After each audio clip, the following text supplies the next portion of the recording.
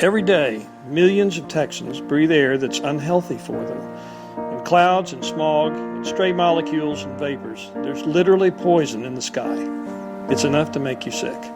Texas is number one in America in the emission of fugitive toxic chemicals into the air. Number one in benzene. Number one in nitrogen oxide and cancer-causing volatile organic compounds. The American Lung Association gave 21 of the 30 largest Texas counties an F for air quality. Most people realize that the air we breathe in Texas is not clean. Our air is much dirtier than air in most other states. We do produce most of the energy for the rest of the country. But does that sentence us to die sooner? To have higher rates of cancer? The Environmental Protection Agency, after years of warnings, says it will no longer approve the so-called flexible permitting rules Texas has used to regulate air quality. The EPA says that the lenient Texas rules violate the Clean Air Act. 49 other states follow those public health rules. Texas alone does not.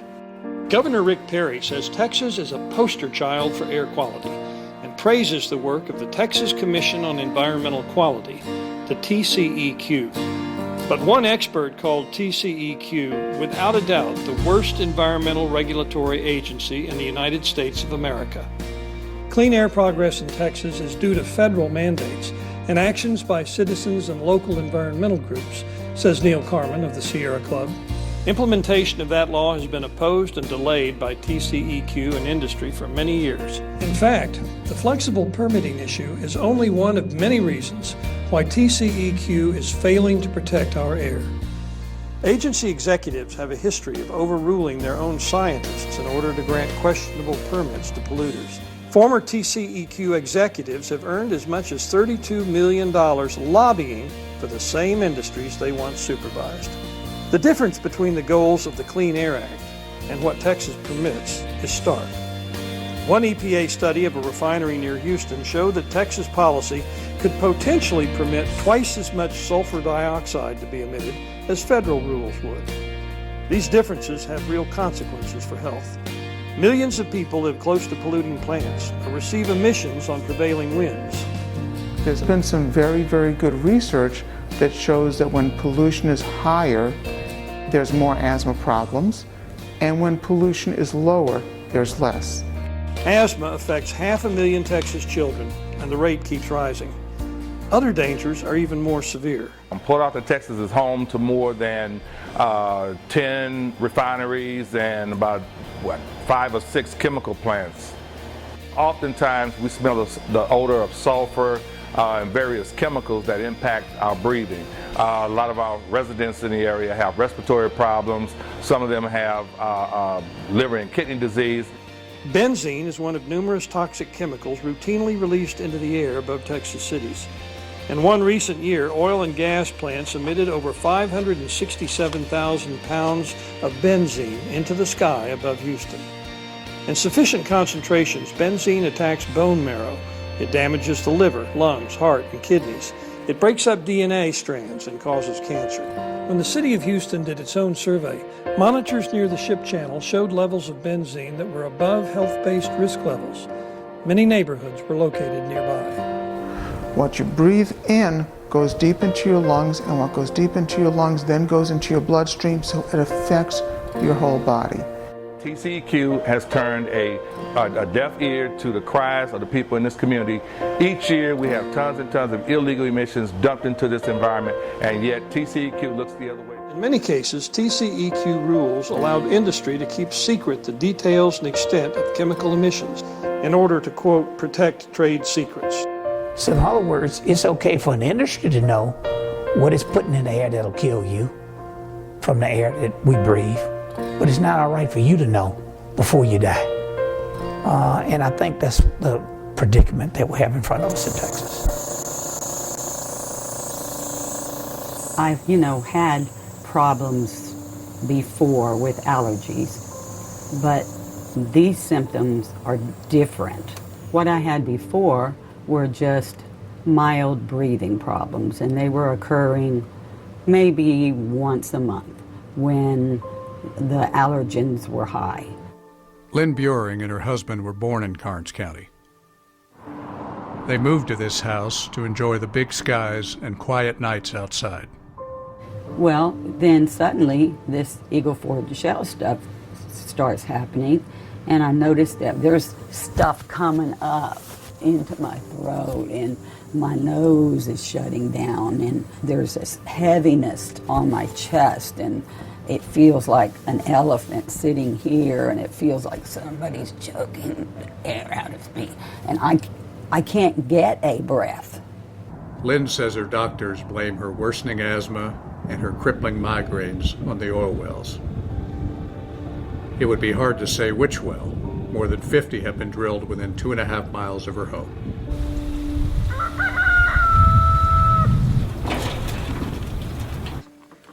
Fred and Amber Lissy work a 564-acre, family-owned organic farm on the northern edge of the Eagle Ford. The Lissy family won't lease their land to an oil company, but that hasn't stopped their neighbors. It just makes constant noise. They have bright lights on all night long, and that one was completed last summer, and it flared nonstop for a year. We're standing on the road. We own that side of the road, and this is the neighbors where they're doing some massive frack job. Obviously, you can hear the noise pretty loud. Sometimes it really echoes late at night, but that flame's almost always going. We don't feel safe having cattle or anything right here. If it did rain a whole bunch or what kind of chemical thing, we don't feel safe using this piece of land. The chemicals released during oil and gas extraction include some of the most damaging volatile organic compounds, or VOCs, including benzene and toluene. These chemicals have been linked to cancer, neurological problems, and other serious illnesses. VOCs are released at every phase of oil and gas development: drilling, fracking, production, and processing. They're part of the fluid that's used to fracture the shale, and they're released from the earth when the rock is cracked open. VOCs seep from well bores, storage tanks, flares, and even pipelines. But oil fields in this part of Texas have an added danger: hydrogen sulfide. It's a naturally occurring gas you'll find in some shale areas of the country, but is especially abundant here. In low concentrations, it makes people sick. In high concentrations, it can kill. Lives in Haltom City, and the house that she just moved from recently, there's a drilling site very close to that, and she and her husband had been having nosebleeds, her more with the nosebleeds, but they've had a lot of upper respiratory issues, constant chronic sinus issues that were not a regular thing before that, and rashes. She had rashes on her chest and on her back that just appeared for virtually no reason. Is she on well water or municipal water? Municipal. Wow, I thought the rashes just from people showering in that stuff, but oh my God, it must just be in the air and on, getting onto the dermis, skin.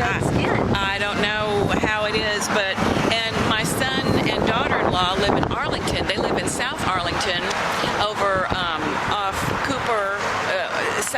Way south on Cooper, and they live in a mobile home park, which is right across from a drilling site, and their kids are having a lot of nosebleeds. My middle granddaughter particularly, she's about to turn 8, and she has chronic nosebleeds.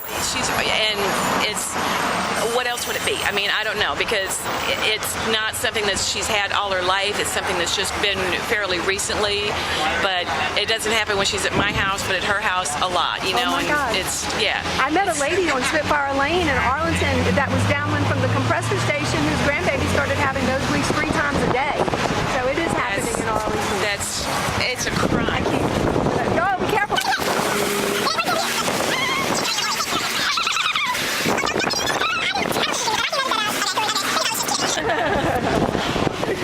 Thank you for telling me about this. Well, sure. So you live in South Arlington? I live in South Arlington off of Matlock and Turner Warnell, and there's gas drilling right off of Debbie Lane and Matlock. In the past 2 years, my oldest son started having seizures, and we didn't know why. We took him to the doctor, and they said gas drilling is one of the main reasons that people in our region are starting to experience epilepsy that never had a cause. He's never been in a car accident, never had a head injury, nothing. Just within the past 2 years started having little scars on his brain that cause him to have seizures, epileptic seizures. Wow. Can't drive anymore, 20 years old, can't drive. Oh my God. They had a release Friday at Debbie Lane and Matlock and locked down 2 schools. The gas well was spewing. Are you in East or West Arlington, South Arlington? I'm literally right across the street from Lifetime. I'm right across the street from the drilling. Is that by Cooper? No, it's Matlock. There's a Kroger on Matlock between Debbie Lane and Turner Warnell. I live in the neighborhood right across from that. Okay. So like almost on the borderline of Mansfield. My kids go to Timberview. Wow. I am so sorry to hear about that. I am trying my best to stop the gas wells and the build out. I need your vote to talk to people in North Arlington, and we need more council people on the board to Kim Phil FEIL. making a difference for gas drilling. Trying to. We'll I definitely can make that often happen. hold a standard kitchen match to my water, and like I said, it is unpredictable, but the methane randomly travels with the water, and sometimes it will light quite spectacularly.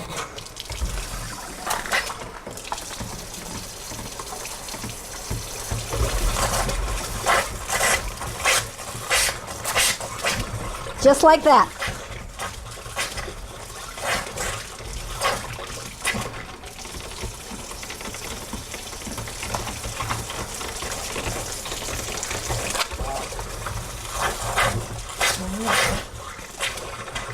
Now, Chesapeake is going to say, well, there's natural occurring methane in the wells already. What do you have? What's your reply to a comment like that? My reply is that their post-fracking test, their own, the methane tested 0.01 milligrams per liter, and since July of 2010, it has tested as high as 64 milligrams. So obviously something has changed. And usually you can methane aerate, it's safe to drink, and usually you can see a little bit of gas just aerating out of there.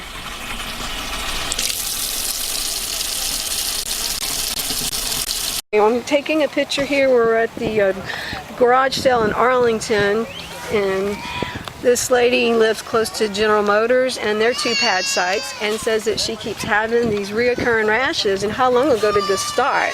Last year. This is like year 2. And I have done everything.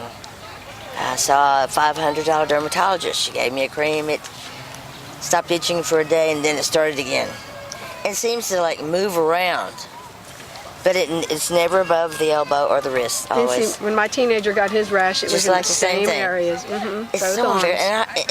When it starts to itch, it feels like 100 mosquito bites in one tiny area. You just go mad. I mean, you just go mad clawing yourself. I can really relate to my dog rolling around on the carpet now.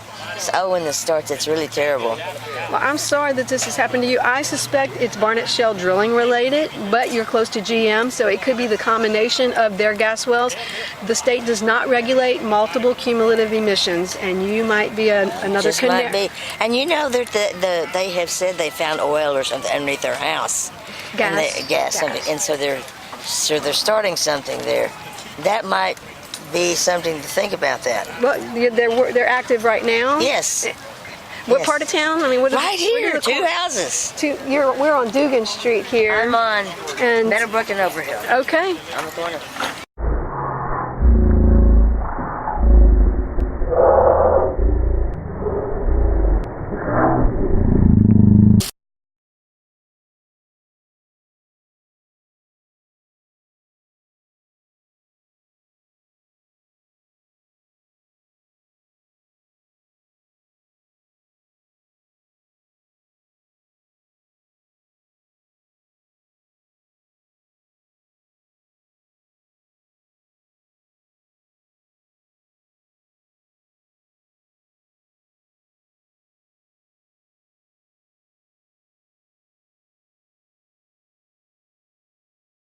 we're just getting gassed out horribly. I've been picking up dead animals to the point where I can't even do it anymore. The air yesterday was so bad. The alarm was going off. I came out here this morning and these poor cats are just... It's horrible to even see this anymore. They can't breathe. My goat can't breathe. My dogs are sick. They just cough and choke.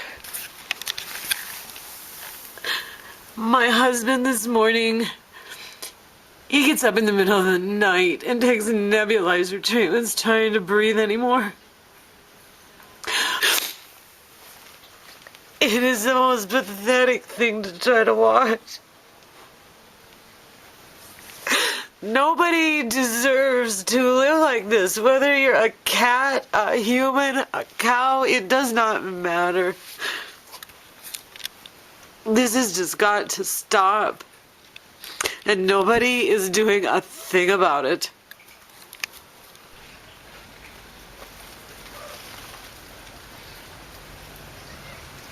Out doing morning chores, and this kitten seems to have some serious nerve damage going on here. It can hardly even stand up straight. It can't walk. The gas is just horrible. I found a dead kitten yesterday. But this is absolutely ridiculous. There's no excuse for this.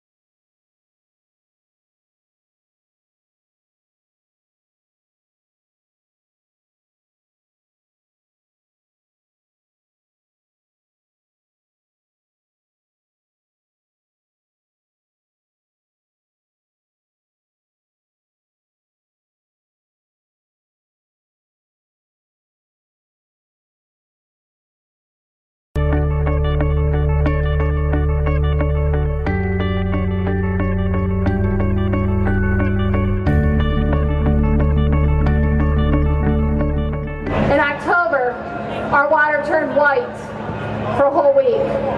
When it comes on my faucet, I have sand about 1/4 of an inch at the bottom of the glass. It has a layer of green moss on the top.